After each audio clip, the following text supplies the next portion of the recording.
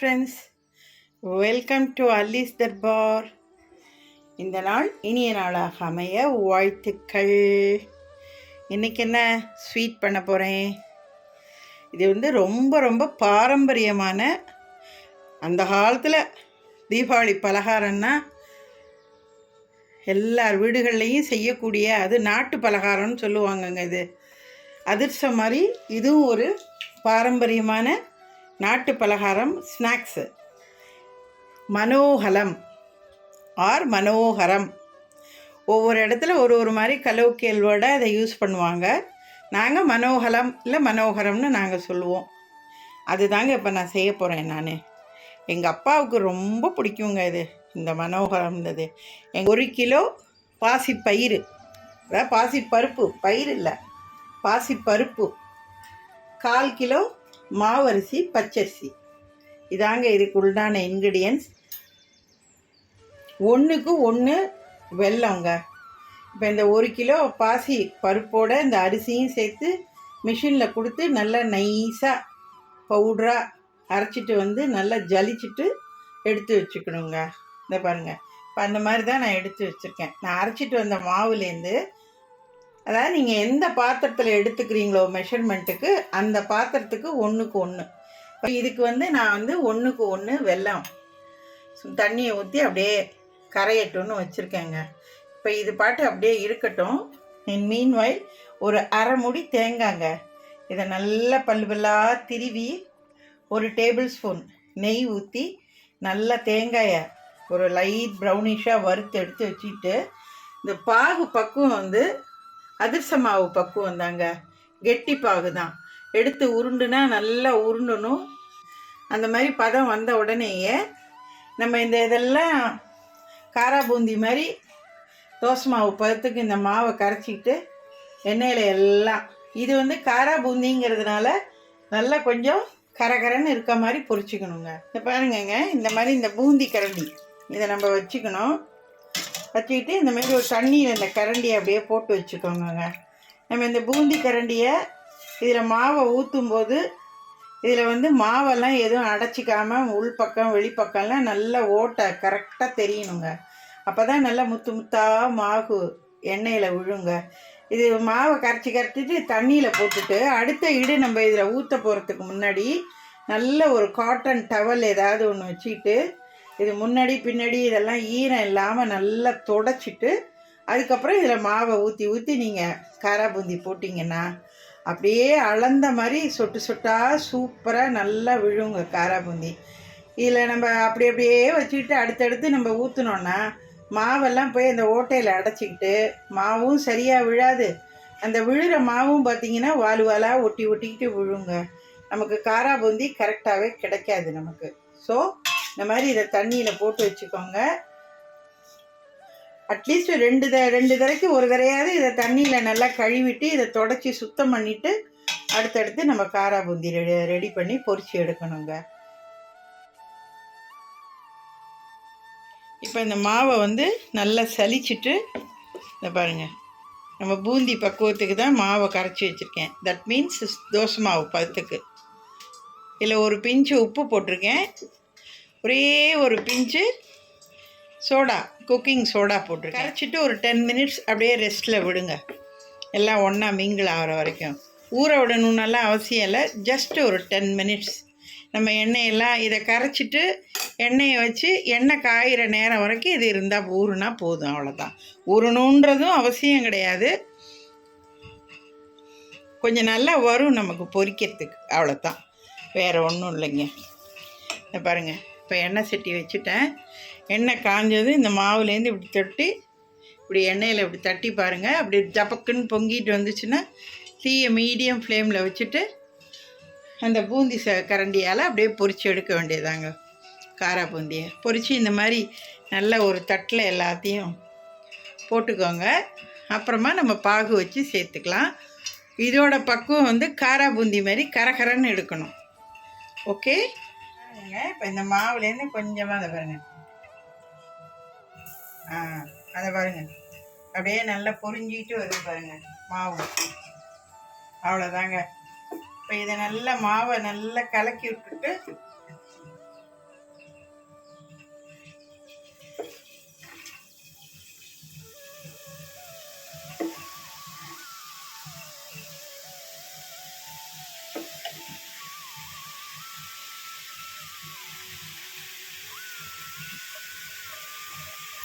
இந்த மாதிரி அழகாக எண்ணெய் சட்டி போடுற அளவுக்கு ஊற்றுங்க. ரொம்ப நிறையெல்லாம் ஊற்றாதீங்க, ஒன்றோட ஒன்று ஒட்டிக்கிட்டு சரியாக வேகாது அப்புறம் உங்களுக்கு. இந்த மாதிரி மாவை நல்லா அழகாக அடியில் கையால் வழித்து விட்டுட்டு, இந்த கரண்டியில் இருக்கிறது இல்லாமல் இந்த மாதிரி நல்லா சுத்தமாக வழித்து விட்டுட்டு வச்சுருங்க. இன்னொரு ஈடு புழிஞ்சிட்டு அதுக்கப்புறமா இந்த தண்ணியில் அலசிட்டு நம்ம பார்த்துக்கலாம். இப்போ இது நல்லா இந்த மாதிரி எல்லாம் கொத்தி விட்டுட்டு, அதாவது ஒன்றோட ஒன்று ஒட்டிக்காமல் சொல்கிறேன், அது கரகரன்னு எடுக்கணுங்க. காரா பூந்திக்குங்கும் போது தீயை கொஞ்சம் மீடியம் ஃப்ளேமாக வச்சுக்கோங்க. ரொம்ப ஜாஸ்தியும் வேணாம், ரொம்ப கம்மியும் வேணாங்க.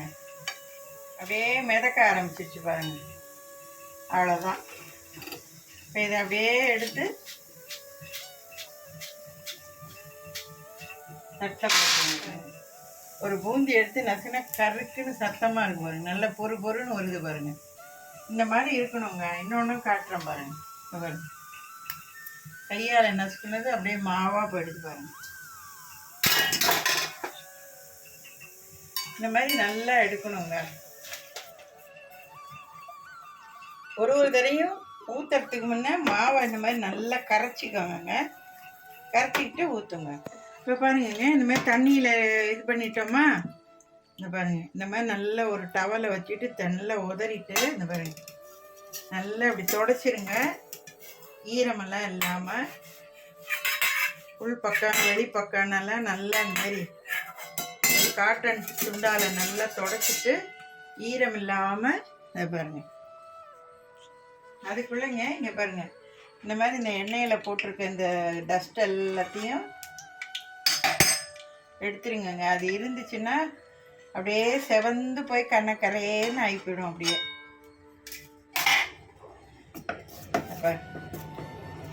இப்போ தொடச்சதுக்கு அப்புறம் பாருங்க, அப்படியே சூப்பராக உருங்க, உருண்டை உருண்டை உருண்டை உருண்டை உருண்டை உருண்டையா ஜம்முன்னு. நான் உங்களுக்கு அந்த கரண்டியை எப்படி தொடச்சிட்டு எப்படி ஊற்றணுன்றதை காட்டணுங்கிறதுக்காக நான் காட்டினேங்க. இப்போ பாருங்கள், அவ்வளோதான் பாருங்க, ஒரே கலராக அப்படியே ஜம்முன்னு இருக்கு பாருங்க பூந்தி ஃபுல்லாக.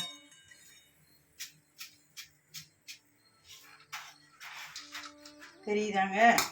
இந்த மாதிரி ஒன்று ரெண்டாக வாலாக இருக்கிறதெல்லாம் தனியாக எடுத்து வச்சுங்க. அப்புறம் கடைசியாக நம்ம பாகில் சேர்க்கும்போது நம்ம பார்த்துக்கலாம். நம்ம நீங்கள் என்ன தான் பர்ஃபெக்டாக போட்டாலும் அது இப்படி தாங்க வாலாக தான் ஒட்டிட்டு தான் வரும். அதனால் ஒன்றும் தப்பு கிடையாது. நம்ம கடைசியாக பாவில் சேர்க்க போகிறதுக்கு முன்னாடி இதெல்லாம் இந்தமாரி தனியாக பொறுக்கி எடுத்து வச்சுக்கிட்டு அப்புறமா அதை நம்ம என்ன செய்யலான்ட்டு நான் சொல்கிறேன். நான் இப்போ பாருங்கங்க, அந்த ஒரு மூடி தேங்காயை இந்த மாதிரி பல்லு பல்லாக நறுக்கிட்டு ஒரு டேபிள் ஸ்பூன் நெய் சேர்த்துங்க. இந்த மாதிரி கொஞ்சம் லைட்டு கோல்டன் ப்ரௌன் கலராக வறுத்து அப்படியே எடுத்து வச்சுக்கோங்க தேங்காயை. அடுத்தது இந்த பாகை நல்லா முழுகிற அளவுக்கு நான் வந்து ஒரு 2-2.5 டம்ளர் தண்ணி ஊற்றினேங்க. 250 ml அளவுள்ள டம்ளருக்கு 2.5 டம்ளர் தண்ணி ஊற்றினேன். கரைஞ்சதும் வடிகட்டிட்டு திருப்பி கொதிக்க வச்சுருக்கேங்க. இந்த பாகு பக்குவம் வந்து அதிர்ச மாவுக்கு நம்ம கொண்டு வரோம் இல்லையா, உருட்டு பதம், அதுதாங்க கெட்டியாக. அதுமாரி வந்ததுக்கப்புறம் இந்த வறுத்த தேங்காயை இதோட சேர்த்துட்டு இப்போ இந்த பூந்தி எல்லாத்தையும் இதில் போட்டு அப்படியே கிளற வேண்டியதாங்க, பூரி கிளற மாதிரி. ரெடியானது காட்டுறேன். நல்ல பாகு பதம் நான் காட்டுறேன் பாருங்கள். பாருங்க, ஊற்றுனா அப்படியே நிற்கிது பாருங்க, கரையாமல்.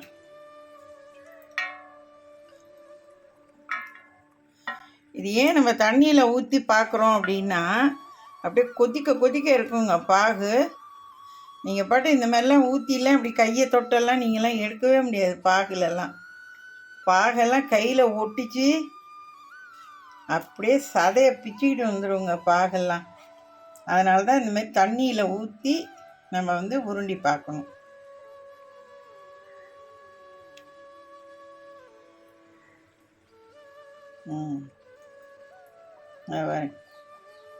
சூப்பராக ரவுண்டாக வருது பார்த்தீங்களா? வந்துச்சா? இதை இப்படி அழுத்தினீங்கன்னா அழுந்தணும், அவ்வளோதான். ஸோ இப்போ பாகுப்பதம் வந்துடுச்சு. இப்போ இந்த வறுத்து வச்சுருக்க தேங்காயை போட்டுட்டு அப்படியே இந்த காரா பூந்திலாம் போட்டு கிளற வேண்டியதாங்க. நான் கிளறிட்டு காட்டுறேன். பாருங்கங்க, இந்த மாதிரி இந்த வெள்ளை பாவில் நம்ம இந்த பொரிச்ச காரா பூந்தி எல்லாத்தையும் போட்டாச்சுங்க. நம்ம கிளறதை அப்படி ஓரமாக விட்டு அடியில் கரண்டி விட்டு மேலே தூக்கி தூக்கி விட்டு கிளறணும். இப்படிலாம் குத்துணுன்னீங்கன்னா எல்லாம் உடஞ்சி போயிடும் காரா பூந்திலாம். அப்புறம் ஒரு மாதிரி பவுடர் டைப் ஆகிடும் அப்படியே உங்களுக்கு. ஏன்னா இதை நம்ம கிறிஸ்பாக தானே வறுத்து போட்டிருக்கோம், அதனால் போட்டு கரண்டியாலெல்லாம் குத்தக்கூடாது. அது கண்டிப்பாக இந்த மாதிரிலாம் குத்தவே கூடாது. கரண்டியை ஓரமாக விட்டு தான் நம்ம கிளறி எடுக்கணும். ஒரு ஸ்பூன் நெய், டேபிள் ஸ்பூன் நெய்யை இப்போயே சூடாக இருக்கும்போது ஊற்றி விட்டுட்டோன்னா நேரம் ஆக ஆக ஒன்றோட ஒன்று இறுகி போகாமல் நல்ல பொலன்னு சூப்பராக இருக்குங்க. ஸோ இப்படி தான் கிளறணும். ஓகே, இப்போ நான் அதை நெய்யை ஊற்றிட்டு கிளறிட்டு அது பாட்டு நல்லா ஊறட்டும். கொஞ்சம் நேரம் கழித்து திருப்பி நான் காட்டுறேன். இப்போ பாருங்கங்க, இந்த மனோகரம் எல்லாம் சூப்பராக நல்ல வெள்ளை பாவில் அப்படியே கெட்டியாக இருக்குது பாருங்கள். பயப்படாதீங்கங்க, இந்த மாதிரி தான் இருக்கும். கொஞ்சம் நேரம் ஆக ஆக நம்ம என்ன பண்ணணும், லேசாக இந்த மாதிரி கத்தியால் அப்படி லேசாக ஓரமாக அந்த பாருங்கள், அப்படி அழகாக குத்தி விட்டிங்கன்னா இந்த இதெல்லாம் ஊறினதெல்லாம் நல்லா அப்படியே வந்துடுங்க. இங்கே பாருங்கள்,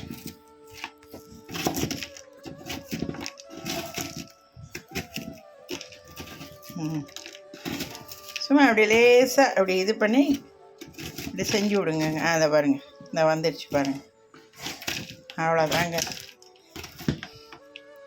இந்த மாதிரி அப்படி லேசாக கிளறி விட்டுட்டு ஒரு தூக்குலையோ செம்படத்துலையோ எதுலேயோ போட்டு வச்சுருங்கங்க. அவ்வளோதாங்க. இதை பாருங்கள், சும்மா அப்படி கையில் அப்படி லேசாக உடச்சி அப்படியே வாயில் போட்டு திங்க வேண்டியதாங்க. இங்கே பாருங்கள்,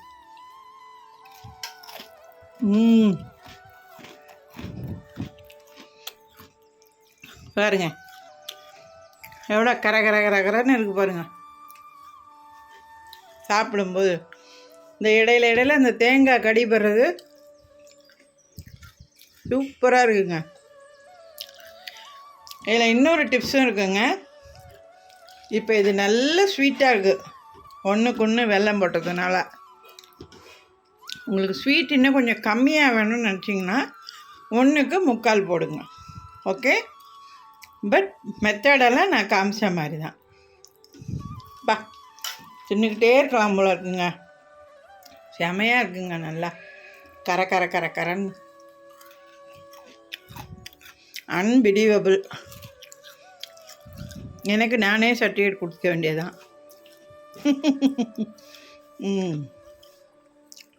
அப்பா உங்களுக்கு பிடிச்சது. இப்போ நான் அதை ஒரு தட்டில் எடுத்து உங்களுக்கு டிஸ்பிளே பண்ணி காட்டுறேங்க. இப்போ பாருங்கங்க, அப்படியே மணியாக இருக்குது பாருங்கள், ஒன்றும் சூப்பராக நல்லா ஜம்முன்னு ரொம்ப நல்லா வந்திருக்குங்க, செம்மையாக. என்னங்க, உங்களுக்கும் இது பிடிச்சிருக்குன்னு நினைக்கிறேன்.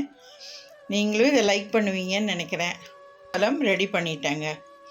இதோட அளவுகளையெல்லாம் நான் டிஸ்கிரிப்ஷன் பாக்ஸில் கொடுக்குறேன், நீங்கள் செக் பண்ணிவிட்டு அதே மாதிரியே செஞ்சு அசத்துக்கங்க. அப்புறம் தீபாவளி அன்னைக்கு நம்ம புதுசாக எண்ணெய் சட்டி வச்சு அன்றைக்கி ஒரு ஸ்வீட் பண்ணி சுவாமிக்கு படைக்கணும்னு நம்ம எல்லாருமே சென்டிமெண்ட்லாக எல்லார் வீட்லேயும் ட்ரெடிஷ்னலாக செய்யக்கூடிய ஒரு பலகாரம் என்னன்னு பார்த்திங்கன்னா சுழியம். சுழியன்னு எப்படி வேணாலும் சொல்லுவாங்க. அந்த சுழியனுக்கு உண்டான ப்ரிப்ரேஷனை தாங்க இப்போ நான் எல்லாம் செஞ்சிட்ருக்கேன் நான். இப்போ இதுக்கு உண்டான அளவுகள், இன்க்ரீடியன்ட்ஸ் எப்படி என்னன்றதை இப்போ உங்களுக்கு அடுத்தது நான் ஸ்டெப் பை ஸ்டெப்பாக எல்லாம் நான் எடுத்து காட்டி சொல்கிறேங்க. நான் நீங்களும் இதே மாதிரி இதே அளவுகளில் செஞ்சு தீபாவளி அன்னைக்கு சுழியனை சுட்டு அசத்துங்க. இங்கே பாருங்கங்க, இப்போ சுழியாக்கு சொன்ன கப்பாலங்க, இந்த பாருங்க இந்த மாதிரி இந்த மெஷரிங் கப்பால் ஒரு கப்புக்குங்க கடலப்பருப்பை நல்லா கழுவிட்டு ஒரு மணி நேரம் ஊறினதுக்கு அப்புறம் இந்த மாதிரி குக்கரில் வச்சு ஒரு 3 விசிலுங்க லோ ஃப்ளேமில் விட்டு வேக வச்சு எடுத்து வச்சு இந்த மாதிரி வடிகட்டியில் ஃபஸ்ட்டு கடலப்பருப்பு வெந்தது எல்லாத்தையும் போட்டு தண்ணியெலாம் நல்லா வடிஞ்சதுக்கப்புறம் இந்த பாருங்கள் இந்த மாதிரி நல்லா இந்த ஸ்மாஷர் பொட்டேட்டோ ஸ்மாஷர் இருக்கும் இல்லையா, அதில் வச்சு நல்லா இந்த மாதிரி நல்லா ஸ்மாஷ் பண்ணிக்கோங்க. நம்ம ஊற வச்சு வேக வைக்கிறதுனால ஒரு 2லேருந்து 3 விசிலுக்குள்ளே அப்படியே நல்லா ஸ்மாஷாக வெந்துருங்க, உங்களுக்கு ஒரு பிரச்சனையும் இல்லை. இப்போ இதில் என்ன பண்ணுங்கள், இதே கப்பாலே ஒரு கப்பு எல்லாம் ஈக்குவல் மெஷர்மெண்ட்டு தாங்க. நீங்கள் எந்த மெஷர்மெண்ட்டுக்கு எந்த பாத்திரம் எடுத்துக்கிறீங்களோ அதுதான் கணக்கு. கப்புன்னா கப்பு, டம்ளர்னா டம்ளர், கிண்ணம்னா கிண்ணம், எது உழக்குன்னா உழக்கு. ஸோ நீங்கள் மெஷர்மெண்ட்டுக்கு எதை எடுத்துக்கிறீங்களோ பாத்திரம், அதனாலே எல்லாத்தையும் அளந்து போடணும். 1 கப்பு கடலப்பருப்பு, 1 கப்பு வெல்லம், 1 கப்பு தேங்காய் பூ எல்லாங்க. இந்த 1 கப்பு வெல்லத்தில் ஒரு 1/2 கப்பு தண்ணியை சேர்த்து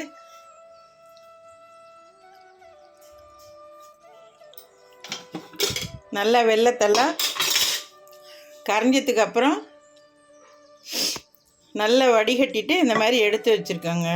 இப்போ இந்த கடலப்பருப்பை நல்லா ஸ்மாஷ் பண்ணிவிட்டு இதோட இப்போ இந்த தேங்காய், இந்த வெள்ளை பாகு, இது எல்லாத்தையும் எல்லாம் ஒன்றா கலந்து 1 டீஸ்பூன் உப்பை போட்டுட்டு நல்லா லோ ஃப்ளேமில் வச்சு கிண்டிக்கிட்டே இருங்கங்க. நல்லா இந்த பாகோடு அந்த பருப்பு தேங்காய் எல்லாம் சேர்ந்து அந்த பூரண பதத்துக்கு வருங்க. அதாவது ஒரு மாதிரி நல்ல தளர்த்தியாக இருக்கும்போதே இறக்கிடுங்க. அப்போ தான் ஆறுனதுக்கப்புறம் நம்ம எடுத்து உருண்டினோன்னா நல்லா உருண்டை வருங்க.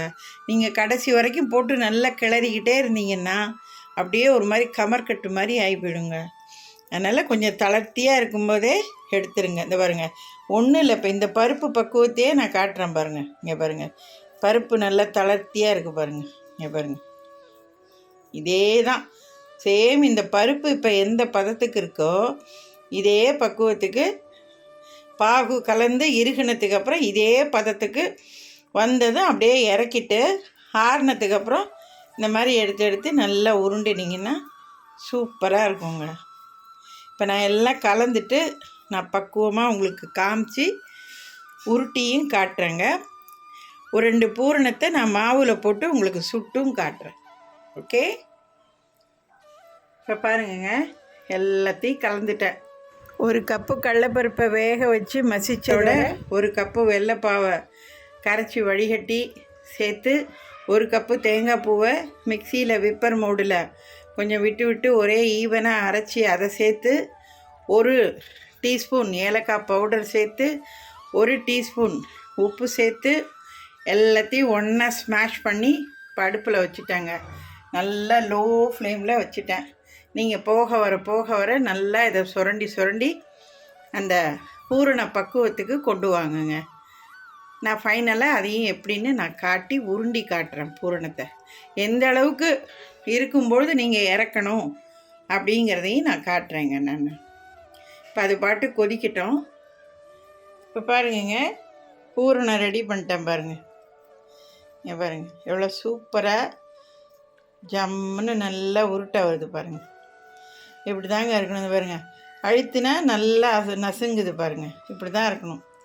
போட்டு ரொம்ப நம்ம கிண்டுன்னு கிண்டிகிட்டு இருந்தோன்னா அப்படியே இது ரொம்ப ட்ரை ஆகிடுங்க. உருண்டை வரும், ஆனால் மாவில் போட்டு நம்ம டிப் பண்ணும்போது மாவு இது மேலே கோட் ஆகாதுங்க. அதனால் கொஞ்சம் ஈரப்போ தான் இதில் இருக்கணும். நல்லா மாய்ஸ்சரைஸாக இந்த மாதிரி உருண்டுனா நல்லா உருண்டணும். நம்ம உருட்டினதுக்கப்புறம் இங்கே பாருங்கள், கையை பாருங்கள், எந்த வித அந்த பூரணத்தோட அந்த ஒரு பிசுபிசுப்பு தன்மை, இந்த மாவு இதெல்லாம் எதுவுமே இல்லை பாருங்கள். கையில் எவ்வளோ ப்ளைனாக இருக்குது பாருங்கள். இந்த மாதிரி இருக்கணுங்க. பாருங்கள், இப்போ எண்ணெய் வச்சுருக்கேன் அடுப்பில். இப்போ உங்களுக்கு எதை பொரித்து காட்டுறேங்க. நான் இன்றைக்கி உங்களுக்கு மைதா மாவில் 1 டீஸ்பூன் அரிசி மாவை கலந்துட்டு உப்பு சோடாப்பூ இதை கலந்துட்டு தாங்க நான் சுட்டு காட்ட போகிறேன். நீங்கள் இப்போ நம்ம இது 1 கப்பு எடுத்தோம் இல்லையா கடலப்பருப்பு, ஈக்குவல் ஷேராக 1 கப்பு கடலைப்பருப்பு, 1 கப்பு வெல்லம், 1 கப்பு தேங்காய்ன்னு எடுத்து தானே நம்ம இந்த பூரணத்தை ரெடி பண்ணோம். ஸோ நீங்கள் 1 கப்பு இந்த மாவுக்கு 1/2 கப்புலேருந்து 1 கப்பு வரைக்குங்க நீங்கள் மைதா மாவு எடுத்து அதில் வந்து நல்லா 1 டீஸ்பூன் அரிசி மாவை கலந்துட்டு, உப்பு, சோடாப்பு கலந்துட்டு நல்லா இட்லி மாவு பதத்துக்கு கெட்டியாக கரைச்சிக்கணும். தண்ணியாக கரைக்கக்கூடாது. இந்த உருண்டையை அதில் போட்டிங்கன்னா அந்த மைதா மாவு ஃபுல்லாக இந்த உருண்டையில் நல்லா கோட் ஆகணும்.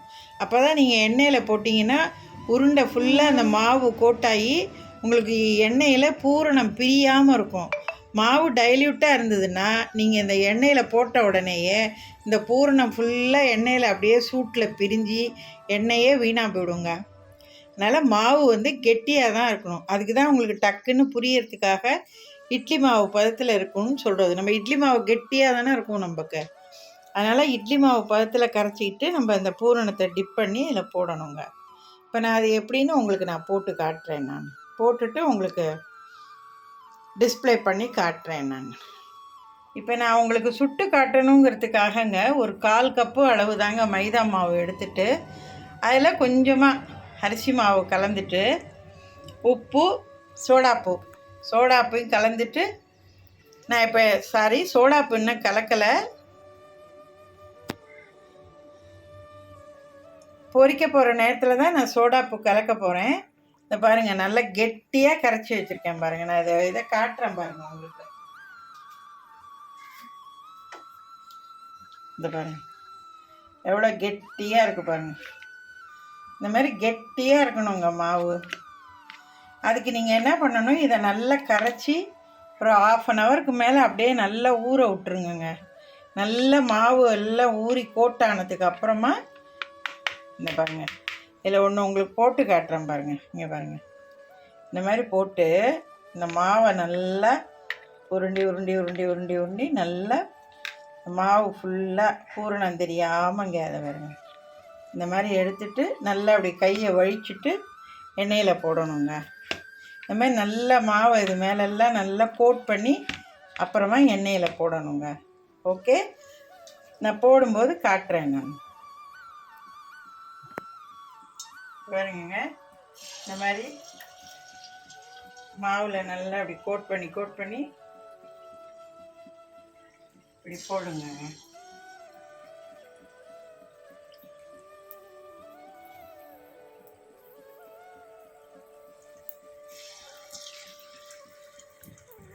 அப்பப்போ மாவுல கையை வழிச்சிக்கோங்க.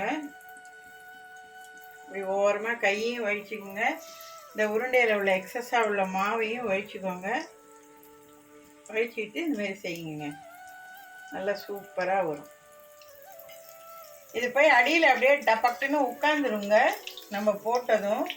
அதனால் போட்ட உடனே அப்படியே லொடக்குன்னு திருப்பாதீங்க. ஏன்னா பூரணம் பிரிஞ்சிருச்சுன்னா எண்ணெய் ஃபுல்லாக உங்களுக்கு அப்படியே இந்த பூர்ணமாக ஆகிடுங்க. இப்போ அந்த எண்ணெயே வேஸ்ட்டு தான் உங்களுக்கு அப்புறம். அதனால் போட்டு ஒரு 5 மினிட்ஸ் கழித்து அப்படியே இந்த மாதிரி ஒரு குச்சியால் ஏதாவது ஒன்றில் அப்படி லேசாக இப்படி கிளறி விடுங்கங்க. சப்போஸ் ஒன்றோட ஒன்று ஒட்டிக்கிட்டு இருந்தாலும் பரவாயில்ல, அதை பிரித்து விட்றேன்னு போட்டு அதை போட்டு குத்தி எதுவும் பண்ணாதீங்க, பிரிஞ்சு போயிடுங்க உங்களுக்கு. ஸோ பார்த்து அதுமாரி செய்யுங்க. அண்ட் மோரோவர் தீயை வந்து இதுக்கும் மீடியமாக வச்சுட்டு தாங்க செய்யணும். ரொம்ப ஜாஸ்தி தீ வச்சிங்கன்னு சொன்னால் உள்ளுக்குள்ளே வேகாது, மேலே மட்டும் வெந்து போயிருக்குங்க. அதனால் பார்த்து பொறுமையாக செய்யுங்க. நான் இப்போ இதை பொரிச்சிட்டு உங்களுக்கு காட்டுறேன் எப்படி இருக்குன்னு. இப்போ பாருங்கங்க, சூப்பராக வந்துச்சு பாருங்கள். சுய்யா நல்லா இருக்கு பாருங்கள், அருமையாக. இப்போ பாருங்கள், எண்ணெயும் நல்லா பிரியாமல் நல்லா இருக்கு பாருங்கள், ஜம்முன்னு. எவ்வளோக்கெவ்வளோ அந்த மைதா மாவு நல்லா ஊறி கோட்டிங்காக இருக்கோ அப்போ தான் அந்த மாதிரி சமயத்தில் தாங்க நம்ம இந்த பூரணத்தை போட்டு செய்ய முடியுங்க.